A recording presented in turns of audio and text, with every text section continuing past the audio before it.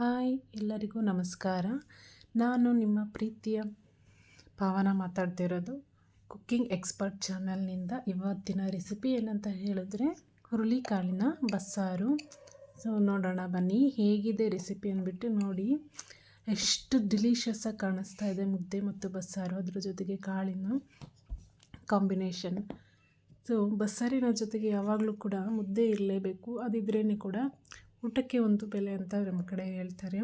ಇವಾಗ ಬನ್ನಿ ಒಂದು ತವಾ ಬೆಲ್ಲ ಇಟ್ಟು ಅದು ಬಿಸಿಯಾಗಲು ಸ್ವಲ್ಪ ಹೊತ್ತು ಬಿಟ್ಟು ಕಾಯ್ದಿದೆಯಾ ಅಂತ ನೋಡ್ಕೊಳ್ಬೇಕು. ಅದು ಸ್ವಲ್ಪ ಕಾದ ತಕ್ಷಣ ಅದರ ಮೇಲೆ ಒಂದು 10 ಎಸಳಿನಷ್ಟು ಬೆಳ್ಳುಳ್ಳಿಯ ಪೀಸ್ಗಳನ್ನ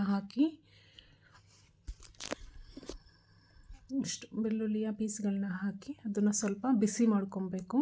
ಇದು ಬಿಸಿ ಆಗುತ್ತಿದ್ದ ಹಾಗೆಯೇ ಇದರ ಜೊತೆಗೇ ಒಂದು ಮೀಡಿಯಮ್ ಸೈಜ್ನಷ್ಟು ಇರುವ ಒಂದು ಈರುಳ್ಳಿಯನ್ನು ಕೂಡ ಕಟ್ ಮಾಡ್ಕೊತಾ ಇದ್ದೀನಿ. ಸೊ ಇದು ಬಿಸಿಯಾಗಿದೆ. ಇದರ ಜೊತೆಗೆ ಈರುಳ್ಳಿಯನ್ನು ಸೇರಿಸಿ ಎರಡನ್ನೂ ಕೂಡ ಡ್ರೈ ರೋಸ್ಟ್ ಮಾಡಿ ಚೆನ್ನಾಗಿ ಬಾಡಿಸಬೇಕು. ಇದು ಡ್ರೈ ರೋಸ್ಟ್ ಆದ ತಕ್ಷಣ ಇದನ್ನು ಚೆನ್ನಾಗಿ ಬಾಡಿಸೋಣ. ಇವಾಗ ಒಂದು 2 ನಿಮಿಷ 3 ನಿಮಿಷ ತನಕ ಕಾಯಬೇಕು. ಸೊ ಇವಾಗ ಇದರ ಜೊತೆಗೆ ಜೀರಿಗೆ ಮತ್ತು ಮೆಣಸನ್ನು ಸೇರಿಸ್ಕೊಳ್ತಾ ಇದ್ದೇನೆ. ಇದನ್ನು ತುಂಬ ಹೊತ್ತು ಉರಿಯೋದಕ್ಕೆ ಬಿಡಬಾರ್ದು. ಜೀರಿಗೆ ಮತ್ತು ಮೆಣಸು ಹಾಕಿದ ತಕ್ಷಣ, ಯಾಕೆಂದರೆ ಅದು ಚಿಟಪಟ ಅಂತ ಎಲ್ಲ ಸೀದೋಗಿಬಿಡತ್ತೆ. ಸೊ ಅದಕ್ಕೆ ಅದನ್ನು ಮೀಡಿಯಮ್ ಫ್ಲೇಮ್ ಇಟ್ಟು ಫುಲ್ಲು ಲೋ ಫ್ಲೇಮ್ ಮಾಡಿ ಅದನ್ನು ಆಫ್ ಮಾಡಿಬಿಡಬೇಕು. ಸೊ ಎಲ್ಲ ಒಟ್ಟಿಗೆ ರೋಸ್ಟ್ ಆದಮೇಲೆ ಇದನ್ನು ಒಂದು ತಟ್ಟೆಯಲ್ಲಿ ಎತ್ತಿಟ್ಕೊಳ್ಳೋಣ.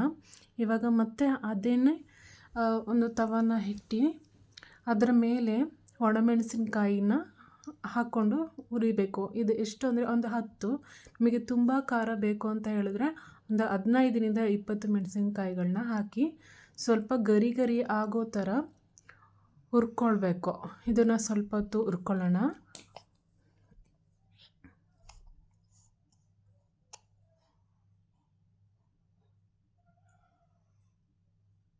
ನೋಡಿ ಇವಾಗ ಗರಿ ಇವಾಗ ತಾನೇ ಆಗ್ತಾಯಿದೆ. ಈ ಒಣಮೆಣಸಿನ್ಕಾಯಿ ಆದಷ್ಟು ಬೇಗನೆ ಚಿಟಪಟ ಅಂತ ಅನ್ನೋದಕ್ಕೆ ಸ್ಟಾರ್ಟ್ ಆಗುತ್ತೆ. ಸೊ ಘಾಟ್ ಆಗಿಬಿಡುತ್ತೆ. ಘಾಟ್ ಆಗೋದಕ್ಕೆ ಮುಂಚೆನೇ ಸ್ಟವ್ ಆಫ್ ಮಾಡ್ಕೊಂಡು ಬಿಡಬೇಕು. ಇವಾಗ ನೋಡಿ ಇವಾಗ ತಾನೇ ಬಿಸಿ ಆಗ್ತಾಯಿದೆ. ಇವಾಗ ಆಫ್ ಮಾಡೋಣ. ಇದನ್ನು ಆಗಿಬಿಟ್ಟಿದೆ ಇವಾಗ ಆಲ್ರೆಡಿ. ಈಗ ಮಿಕ್ಸಿಗೆ ಹಾಕಿದ ತಕ್ಷಣ ಪುಡಿ ಆಗೋ ಅಷ್ಟು ಅದು ಗರಿ ಆಗಿರಬೇಕು. ಇವಾಗ ನೆಕ್ಸ್ಟ್ ಏನು ಮಾಡೋಣ ಅಂದರೆ ಹುರುಳಿಕಾಳನ್ನು ತೊಳ್ಕೊಂಡು ಒಂದು ಬೌಲ್ನಷ್ಟು ಸಾಕು. ಆ ಹುರುಳಿಕಾಳನ್ನು ತೊಳೆದುಕೊಂಡು ಒಂದು ಕುಕ್ಕರ್ನಲ್ಲಿ ಹಾಕಿ ಇದನ್ನು 3ರಿಂದ 4 ಸಲ ತೊಳಿಬೇಕು. ಏಕೆಂದರೆ ಊರ ಕಡೆ ಎಲ್ಲ ಬೆಳೆದಿರುವಾಗ ಅದಕ್ಕೆ ಪೌಡರೆಲ್ಲ ಹಾಕಿರ್ತಾರೆ. ಸೊ ಅದೆಲ್ಲ ಹೋಗ್ಬೇಕು ಅಂತ ಹೇಳಿದ್ರೆ 3 ಸಲ ತೊಳೆದು ಅದನ್ನು ಬೇಯಿಸಬೇಕು. ಬೇಯಿಸಾದ್ಮೇಲೆ ಈ ಥರ ಆಗಿರುತ್ತೆ. ಇದಾದಮೇಲೆ ಒಂದು 3 ಚಮಚದಿಂದ 4 ಚಮಚದಷ್ಟು ಹುರುಳಿಕಾಳನ್ನು ಬೆಂದಿರೋದನ್ನು ಒಂದು ಪ್ಲೇಟ್ನಲ್ಲಿ ತಣ್ಣಗಾಗೋದಕ್ಕೆ ಎತ್ತಿಟ್ಕೊಳ್ಬೇಕು. ಈಗ ಇದನ್ನು ಎತ್ತಿಡೋಣ.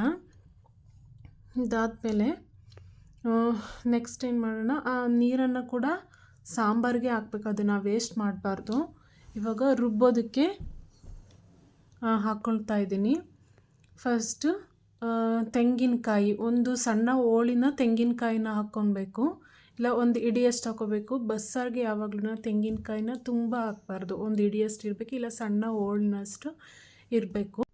ಇದರ ಜೊತೆಗೆ ಹುರಿದಿರುವಂತಹ ಈರುಳ್ಳಿ, ಬೆಳ್ಳುಳ್ಳಿ, ಜೀರಿಗೆ, ಮೆಣಸು ಇದನ್ನು ಸೇರಿಸ್ತಾ ಇದ್ದೀನಿ. ರೆಡ್ ಚಿಲ್ಲಿಯನ್ನು ಹಾಕ್ಕೊತಾ ಇದ್ದೀನಿ. ಅಂದರೆ ಹುರ್ಕೊಂಡಿರೋಂಥ ಕೆಂಪು ಮೆಣಸಿನ್ಕಾಯಿ, ಒಣಮೆಣಸಿನ್ಕಾಯಿನ ಹಾಕ್ಕೊತಾ ಇದ್ದೀನಿ. ಇದಾದಮೇಲೆ ಒಂದು ನಿಂಬೆಹಣ್ಣು ಗಾತ್ರದ್ದು ಹುಣಸೆಹಣ್ಣು ತೊಳೆದು ಇಟ್ಕೊಂಡಿದ್ದೆ, ಅದನ್ನು ಕೂಡ ಹಾಕ್ಕೊತಾ ಇದ್ದೀನಿ. ಇದರ ಜೊತೆಗೆ ಹುರುಳಿಕಾಳು ತಣ್ಣಗಾಗೋದಕ್ಕೆ ತೆಗೆದಿಟ್ಟಿದ್ವಿ ಅಲ್ವಾ, ಅದನ್ನು ಕೂಡ ಇದಕ್ಕೆ ಸೇರಿಸಿ ನಂತರ ಇದನ್ನು ರುಬ್ಕೋಬೇಕು.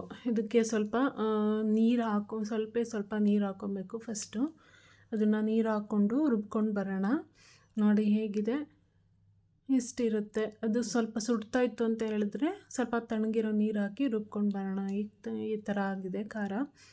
ಇವಾಗ ಇದನ್ನು ಬೇಕಂದ್ರೆ ನಾವು ಖಾರ ಕಡಿಮೆ ಆಯಿತು ಅಂತ ಹೇಳಿದ್ರೆ ಚಿಲ್ಲಿ ಪೌಡ್ರು ಕೂಡ ಸೇರಿಸ್ಕೋಬೋದು, ಇಲ್ಲಾಂದರೆ ಹಾಗೆ ಹಾಕ್ಕೋಬೋದು.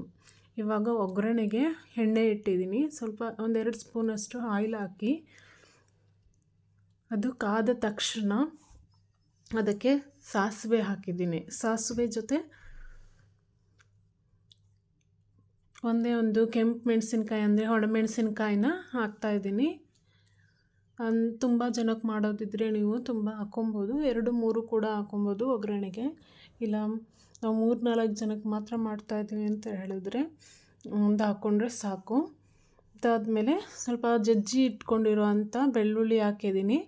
ನೋಡಿ ಕಾಣಿಸ್ತಾ ಇದೆ, ಅದು ಬೆಳ್ಳುಳ್ಳಿ ಹಾಕಿದ್ದೀನಿ. ಅದು ಫ್ಲೇವರು ಮತ್ತು ಸಾಂಬಾರು ಟೇಸ್ಟು ಚೆನ್ನಾಗಿ ಬರೋದಕ್ಕೋಸ್ಕರ ಬೆಳ್ಳುಳ್ಳಿ ಹಾಕ್ತೀವಿ. ಇದಾದಮೇಲೆ ರುಬ್ಬಿರೋ ಅಂಥ ಖಾರ ಹಾಕಿದ್ದೀನಿ. ಇದು ಸ್ವಲ್ಪ ಕುದಿ ಬರಬೇಕು, ಯಾಕೆಂದರೆ ರುಬ್ಬೋವಾಗ ನಾವು ಸ್ವಲ್ಪ ನೀರು ಹಾಕ್ಬಿಟ್ಟು ಹಾಕಿರ್ತೀವಿ. ಅದು ಫಸ್ಟು ಆ ಖಾರನ ಮಾತ್ರ ಕುದಿಸ್ಬೇಕು. ಅದು ಕುದ್ಮೇಲೆ ಸ್ವಲ್ಪ ಹೊತ್ತು ಆದಮೇಲೆ ನಾವು ಸಪ್ರೇಟಾಗಿ ಇಟ್ಕೊಂಡಿರೋ ಕಾಳು ಬೇಯಿಸಿರೋ ಅಂಥ ನೀರಿದೆ ಅಲ್ವಾ, ಅದನ್ನು ಇದು ಕುದ್ದು ಆದಮೇಲೆ ಅದನ್ನು ಸೇರಿಸ್ಕೊಳ್ಬೇಕು.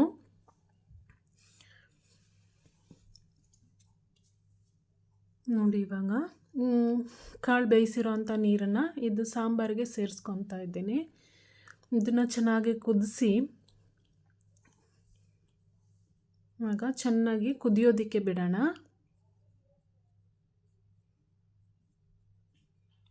ಈಗ ಕುದ್ಮೇಲೆ ಅದಕ್ಕೆ ಎಷ್ಟು ಬೇಕೋ ಅಷ್ಟು ನೀರನ್ನು ಹಾಕಿಬಿಟ್ಟು ಎಲ್ಲ ಅಡ್ಜಸ್ಟ್ ಮಾಡಿ ಎಷ್ಟು ರುಚಿಗೆ ತಕ್ಕಷ್ಟು ಉಪ್ಪನ್ನು ಹಾಕಿ ಚೆನ್ನಾಗಿ ಬೇಯಿಸ್ಕೊಳ್ಬೇಕು. ಈ ಖಾರ ಎಲ್ಲ ಬೇಯಬೇಕಲ್ವ, ಒಟ್ಟಿಗೆ ಬ್ಲೆಂಡಾಗಿ.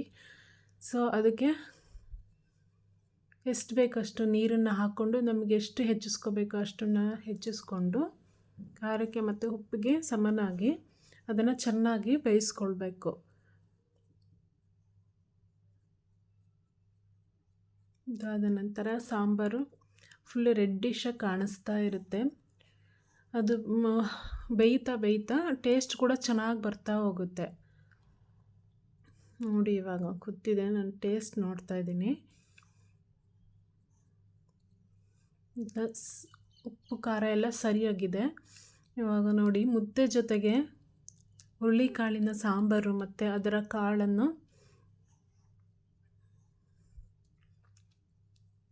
ಟೇಸ್ಟ್ ಮಾಡಿ ಹೇಳಿ ಹೆಂಗಿದೆ ಅಂತಂದ್ಬಿಟ್ಟು ಒಂದು ಸಲ ಟ್ರೈ ಮಾಡಿ. Thanks for watching. Bye.